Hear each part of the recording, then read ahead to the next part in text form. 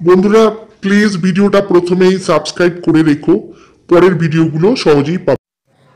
কুসুমপুর জঙ্গলে এক পিঁপড়ের দল বাস করত। তারা সারা দিন পরিশ্রম করে খাদ্য সংগ্রহ করত আর মাঝে মাঝে নাচাগানা করত। তাদের সাথে সঙ্গত দিত এক ঘাসফড়িং। ঘাসফড়িংটা সারাদিন বেহালা বাজাতো আর এদিক ওদিক উড়ে বেড়াতো আর পিঁপড়েদের দেখে মজা করত, হাসি ঠাট্টা করত। পিঁপড়েরা ছোট ছোট হাতে পায়ে যখন খাবার সংগ্রহ করে আনতো, তাই দেখে সে জোরে জোরে বেহালাটা বাজাতো আর তাদের দেখে বিদ্রূপ করত। সে সারাদিন অলসভাবে শুয়ে থাকতো, ঘুমোতো আর বেহালা বাজাতো আর গাছের পাতা খেয়ে ফলমূল খেয়ে থাকতো। পিঁপড়েরা অনেক পরিশ্রম করে নানা জায়গা থেকে খাদ্য সংগ্রহ করতো, চিনি, ফল, নানা রকম খাবার সংগ্রহ করে তারা তাদের বাসায় জোগাড় রাখতো। আর তাই দেখে সেই ঘাসফড়িংটা হাসতো আর মজা করত আর তাদের দেখে জোরে জোরে বেহালা বাজাতো। পিঁপড়েরা মুখ বুজে এসব সহ্য করত।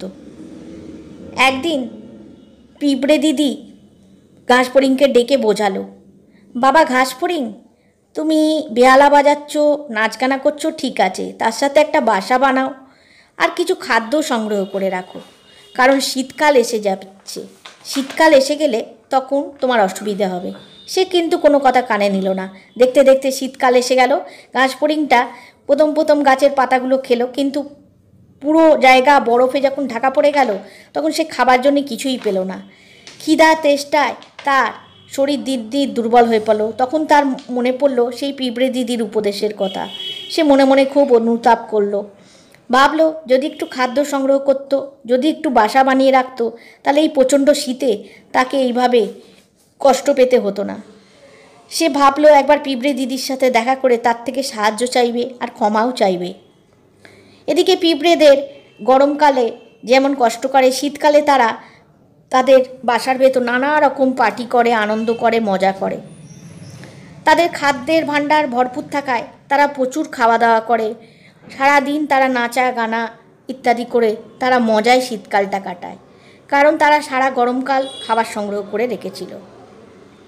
যাই হোক, এদিকে ঘাসফড়িংটা কোনো ক্রমে কষ্ট করে পিঁপড়ের বাসার কাছে এসে পিঁপড়ে দিদিকে জোরে জোরে ডাকতে লাগলো। খুব জোরে নাচাগানা হচ্ছিল বলে পিঁপড়ে দিদির শুনতে দেরি হলো। সে অবাক হয়ে দেখলো পিঁপড়েরা কত আনন্দ করছে তার গুহার ভেতর। যাই হোক, পিঁপড়ে দিদি এসে তাকে সাহায্য করলো আর খাবারও দিল আর বোঝালো, তুমি পরের গরমকাল খাদ্য সংগ্রহ করে রেখো, এবং যদি খাদ্য সংগ্রহ না করো এর পরের বার আমি তোমাকে কিন্তু কোনো সাহায্য করব না। তখন অন্য পিঁপড়েরাও তাকে দেখে হাসাহাসি করলো যে তার কি অবস্থা। তখন ঘাসফড়িংটা নিজের দোষ বুঝতে পারলো আর সে এবার থেকে পিঁপড়েদের সাহায্য করতে লাগলো আর সবাই মিলে আনন্দে থাকতে লাগলো। বন্ধুরা ভিডিওটা প্লিজ লাইক আর সাবস্ক্রাইব করবে এরম মজার মজার অনেক ভিডিও পেতে।